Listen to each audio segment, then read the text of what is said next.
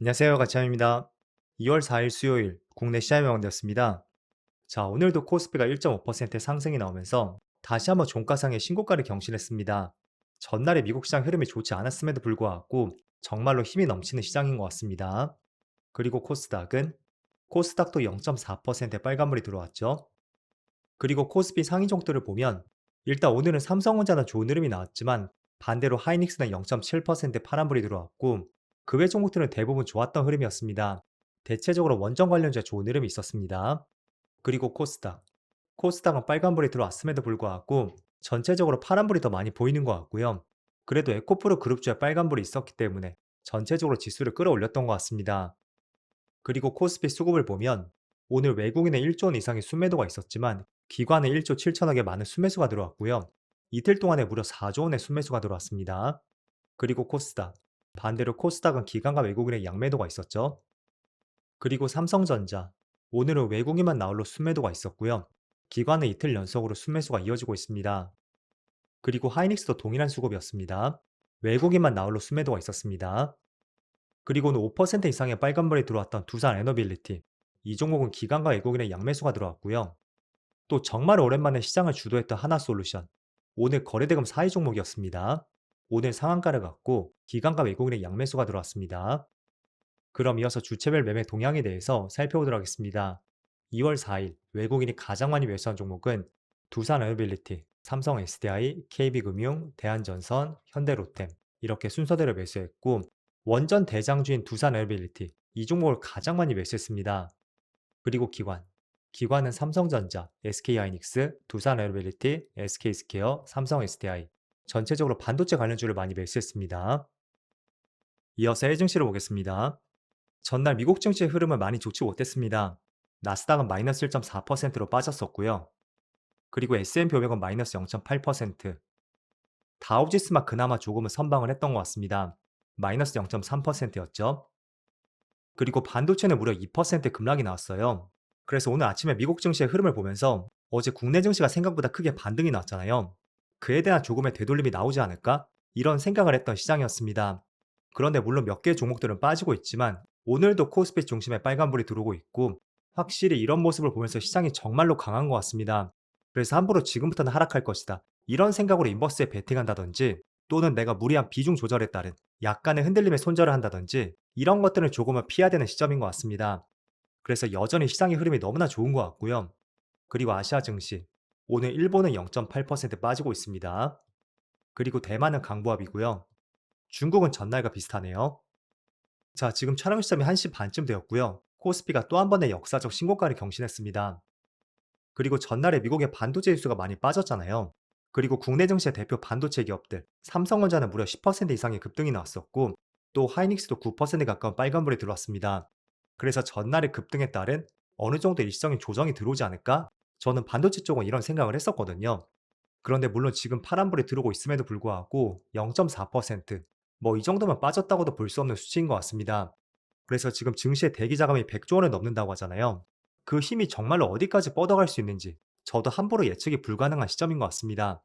하지만 그 정점 부근에는 분명히 뭐 실적적인 부분이라든지 또는 금리, 저는 이런 이슈가 가장 주된 역할을 할 것이라고 보고 있습니다. 지난 21년도 고점도 마찬가지였죠. 그때도 처음에 실적 피크아웃 논란이 나왔었고 조금 뒤에 시차를 두고 금리 인상에 대한 이야기가 계속 나왔습니다. 그래서 지금은 저금리 구간은 아니잖아요. 그래서 과거만큼의 금리 인상을 예상할 수는 없겠지만 그래도 실적적인 부분은 충분히 어느 시점에는 이슈가 될 수도 있습니다. 그게 뭐 당장 상반기는 아닐지라도 뭐 하반기쯤에 가면 또 내년 시장에 대한 언급이 나올 수가 있겠죠. 그래서 지금 자체는 워낙 반도체 실적이 좋다 보니까 현재로서는 조금은 뒷이야기인 것 같습니다. 하지만 높은 확률의 주가의 고점, 그거는 실적 이슈라든지 또는 금리에 대한 문제, 그게 커질 때 비로소 나타날 가능성이 있으니까 그런 부분을 미리 선제적으로 알고 가자는 취지로 말씀드리겠습니다. 자, 그럼 오늘 거래대금 상위 종목들 한번 살펴보겠습니다. 일단 오늘 크게 두 가지 이슈가 있었는데요. 첫 번째 섹터는 바로 원전 관련주입니다. 그리고 두 번째는 태양광 관련주예요. 이렇게 거래대금 상위 종목들을 보더라도 관련 종목들이 많이 포시되는 것을 볼 수가 있습니다. 일단 원전 관련주는 두산 에너빌리티가 있고 그리고 한국전력, 한전기술, 또 어찌 본다면 대한전선도 원전 관련주라고 볼 수가 있습니다. 왜냐하면 원전 전용 초고압 케이블을 만드는 기업이 있고 그런 면에서는 원전 관련주로 볼 수가 있습니다. 그리고 태양광 관련주는 하나솔루션이 있죠. 물론 여기는 거래대금 상위 종목이기 때문에 나타나지 않은 태양광 관련주도 있습니다. 대표적으로 뭐 현대에너지솔루션, 이 종목은 상한가를 갔습니다. 일단 먼저 원전 쪽을 보면 어제 주식시장이 끝나고 뉴스가 하나 나왔습니다. 미국 측에서 한국에 원전을 지어달라는 요청이 있었고요. 그게 SBS를 통해서 단독적으로 보도가 되었습니다. 그래서 그런 뉴스가 있었기 때문에 오늘 원전 관련주가 무더기로 급등이 나오고 있고, 특히 두산 에너빌리티, 이 종목은 지금의 추세라면 직전 고점을 돌파할 가능성도 있어 보입니다. 흔히 우리가 이런 말 하잖아요. 커비드 핸들이라고 하시나요? 일단 한번 고점을 만들고 나서 한번 크게 쉬는 거죠. 그리고 다시 한번 고점을 만듭니다. 그 다음에 이렇게 손잡이. 한마디로 이런 패턴이에요. 그럼 이 시점이 되었을 때는 높은 확률로 직전 고점들을 돌파할 가능성이 있다고 보고 있고, 그래서 붙여진 이름이 커비드 핸들이라고 할 수가 있습니다. 그래서 미국을 중심으로 한 가지 재료가 나왔던 만큼 조만간에 고점을 돌파할 수 있는지 원전 쪽은 계속 지켜보시면 좋을 것 같고, 또 태양광 관련주도 오랜만에 급등이 나왔습니다. 지금 하나솔루션이 28% 급등이 나오고 있고, 어제는 거래대금 256이었다면 5위까지 올라왔습니다. 자, 일단 오늘 한 가지 재료가 있었습니다. 하나솔루션의 큐셀 부분이죠. 1조 원대 ESS 배터리 공급 계약을 체결했다는 뉴스가 나왔고요. 그게 직접적으로 주가에 영향을 주었던 것 같습니다.